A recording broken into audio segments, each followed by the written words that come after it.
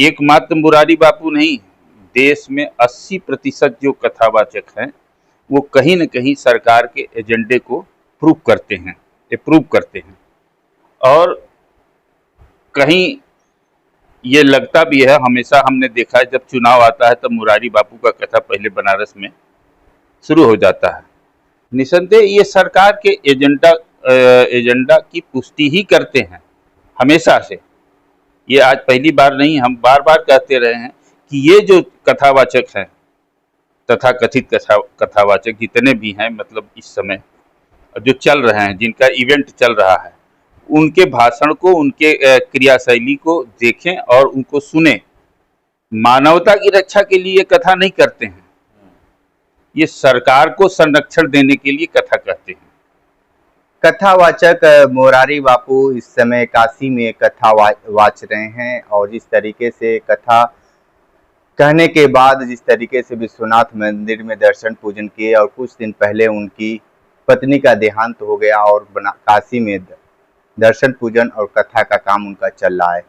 लेकिन लगातार काशी के लोग उनको लेकर विरोध भी कर रहे हैं। और हमारे साथ हैं राजेंद्र तिवारी जी हैं, जो विश्वनाथ मंदिर के महंत भी हैं।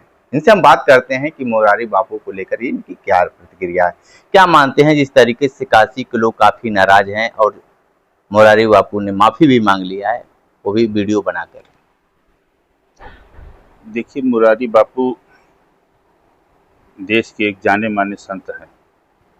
आज सवाल ये उठ इसलिए रहा है कि मुरारी बापू को लाखों लोग फॉलो करते हैं, और मुरारी बापू इस तरीके का कृत्य कर रहे हैं तो इसके पीछे मंशा क्या है, क्या उनको नहीं पता है? उनको भी पता है, और जानबूझ के इस तरीके से कर रहे हैं तो इसके पीछे मंशा कहीं दिखाई दे रही है कि ये इस तरीके के, ये पूरे सनातन धर्म पे प्रहार करने का एक चेष्टा है। हम इस बात से बार बार हम कहते हैं, और आज फिर कहना पड़ रहा है कि इस देश में धर्म 2 सेक्टर में बंट गया है, और जब 2 सेक्टरों में जब धर्म बंट गया है तो धर्म का जो सही मायने में अर्थ है, जो धर्माधिकारियों के माध्यम से धर्म का प्रचार प्रसार और संचार जो होना चाहिए, वो धर्माधिकारियों को उपेक्षित किया जा रहा है। और धर्म के जो व्यापारी हैं, वो व्यापारी इस धर्म को अपने तरीके से, इसको इवेंट के माध्यम से समाज को गुमराह करने का काम कर रहे हैं। और एकमात्र मुरारी बापू नहीं, देश में 80% जो कथावाचक हैं वो कहीं न कहीं सरकार के एजेंडे को प्रूव करते हैं, अप्रूव करते हैं। और कहीं ये लगता भी है, हमेशा हमने देखा है जब चुनाव आता है तब मुरारी बापू का कथा पहले बनारस में शुरू हो जाता है, और साल भर पहले से उनका इस तरीके का कृत्य शुरू हो जाता है। और जो उन्होंने अपना वो क्लियरिफिकेशन दिया है कि हम सूतक से परे हैं, ये सरकार के एजेंडे को ही सत्यापित करता है। सरकार कहती है कि हम नॉन बायोलॉजिकल हैं, और ये कहते हैं हम सूतक से परे हैं। मतलब भगवान राम से भी बड़े हो गए ना, राम की कथा करते करते राम से भी बड़े हो गए, और बड़े नहीं, बड़े अपने आप को समझने लगे। जब यही अहंकार व्यक्ति के अंदर जब आता है तो उसके पतन का द्वार खुल जाता है। और पिछले दिनों कई ऐसे हरकत उन्होंने किए हैं। स्मशान पर अग्नि चिता के फेरा दिलवा कर वहाँ शादी करवाया इन्होंने, और धार्मिक आयोजनों में जो भजन हो रहा था उनमें अल्लाह अल्लाह इस तरीके का, मतलब एक नैरेटिव पेश कर रहे थे। उससे लगता है कि ये इनकी मंशा सनातन धर्म को विकृत करने की है, जो पूरा आरएसएस का एजेंडा है। आरएसएस हिंदुत्व को लेकर नहीं चल पाई तो सनातन पर आ गई, और सनातन को इतना ज़्यादा सनातन का छींटा लेदर कर रही है कि सनातन का अर्थ जिन्हें नहीं मालूम वो अपने आप को कहते हैं सनातनी, और सारे कुकर्म वो कर रहे हैं लेकिन अपने आप को कहते हैं सनातनी। तो सनातन की भी दुकानदारी ये लोग करने लगे। लेकिन अब एक बात बताइए कि देश भर में आपने बता दी है कि 80% के आसपास कथावाचक हैं। लेकिन जिस तरीके से आपने एक बात बताया कि चुनाव से पहले बनारस में इनका कथा और भी जगहों पे धीरेन्द्र शास्त्री हो गए और भी बहुत सारे कथावाचक हैं, उनका कार्यक्रम चलता रहता है। तो ये क्या आपको लगता है कि सिर्फ सरकार के इशारे पे कथा हो रही है? निसंदेह ये सरकार के एजेंडा की पुष्टि ही करते हैं हमेशा से। ये आज पहली बार नहीं, हम बार बार कहते रहे हैं कि ये जो कथावाचक हैं, तथा कथित कथावाचक जितने भी हैं, मतलब इस समय जो चल रहे हैं, जिनका इवेंट चल रहा है, उनके भाषण को, उनके क्रियाशैली को देखें और उनको सुने। मानवता की रक्षा के लिए कथा नहीं करते हैं, ये सरकार को संरक्षण देने के लिए कथा कहते हैं। और जब कथावाचक मानवता से हट के मानव समाज को ही बाइफरकेट करने लगे, विभाजित करने लगे, तो वो कथावाचक किसी न किसी का एजेंडा बन के सामने आ जाता है। और आज दिखाई दे रहा है कि देश के 80% कथावाचक मानवता के दुश्मन हैं और अपने आप को संत के श्रेणी में ला के खड़ा कर रहे हैं, जबकि वस्तु स्थिति में न ये धर्माचार्य हैं और न धर्म को सही तरीके से परिमार्जित करते हैं। धर्म के यही 4 शंकराचार्य हैं जो धर्म को आत्मसात करते हैं और धर्म के लिए संघर्ष करते हैं, धर्म की रक्षा के लिए ये खड़े रहते हैं। और आज मैं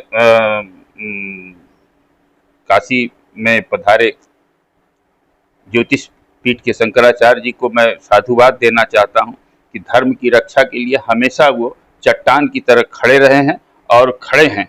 यही धर्माचार्यों का जो स्वरूप है वो उनके अंदर परिलक्षित होता है।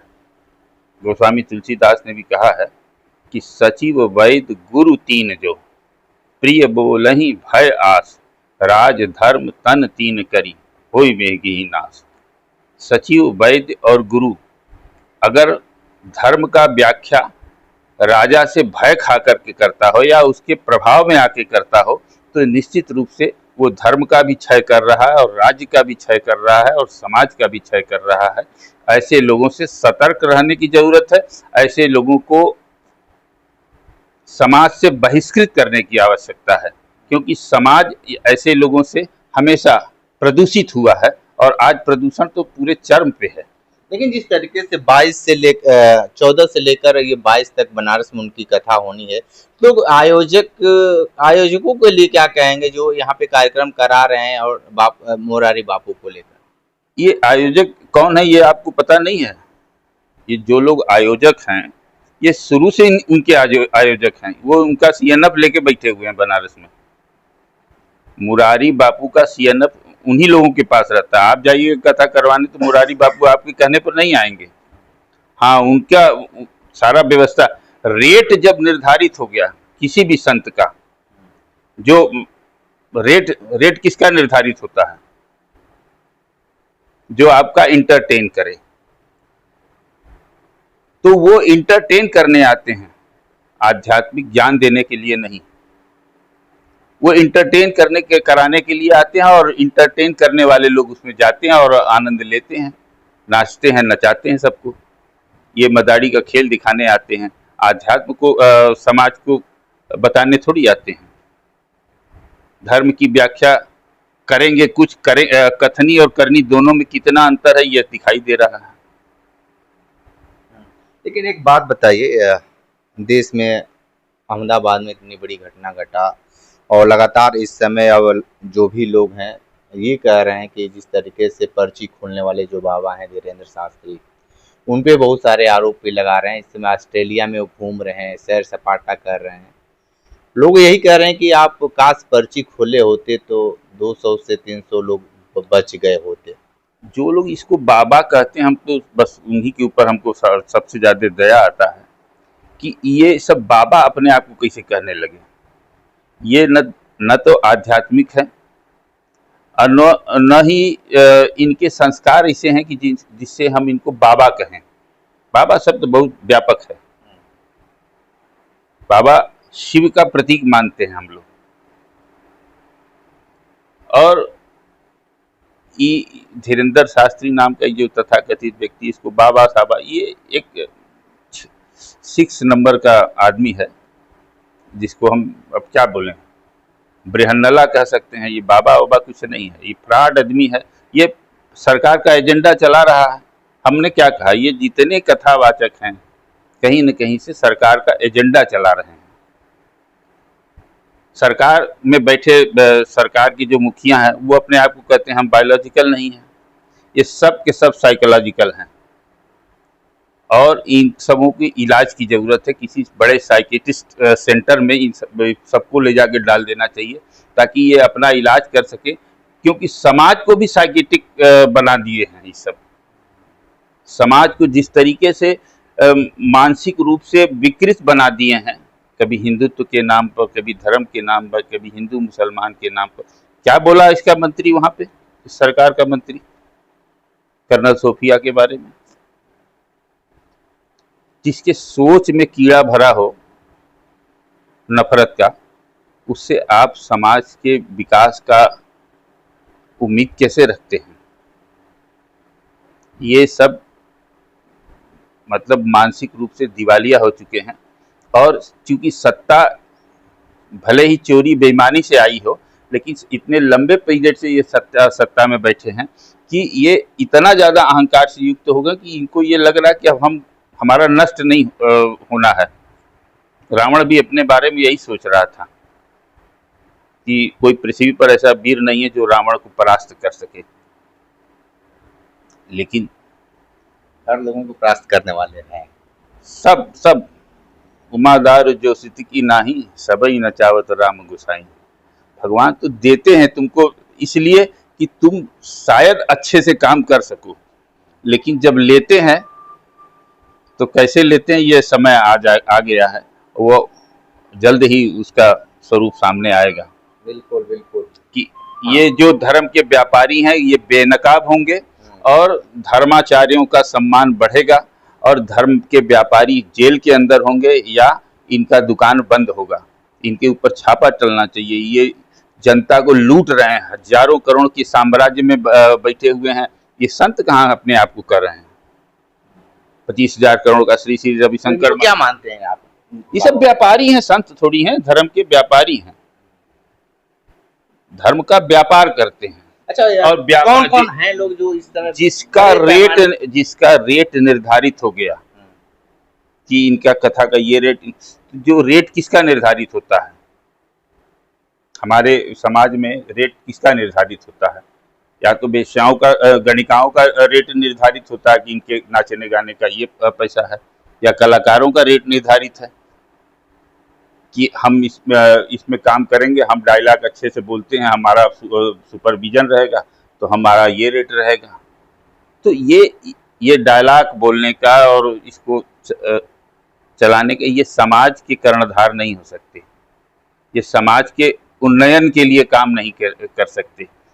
ये इनको फॉलो करने वाला हमेशा गर्त में जाएगा, हमेशा गर्त में जाएगा। तो आप सुन रहे थे राजेंद्र तिवारी जी, बहुत सारी बातें बताए हैं मुरारी बापू को लेकर, लेकिन जिस तरीके से काशी के विद्वान जो भी हैं लोग मुरारी बापू को लेकर अपनी प्रतिक्रिया लगातार दे रहे हैं। विशेष इंटरव्यू कर रहे थे, तो हमारे साथ बने रहिए। कांडी बनारसी के साथ में दीजिए इजाजत, नमस्कार।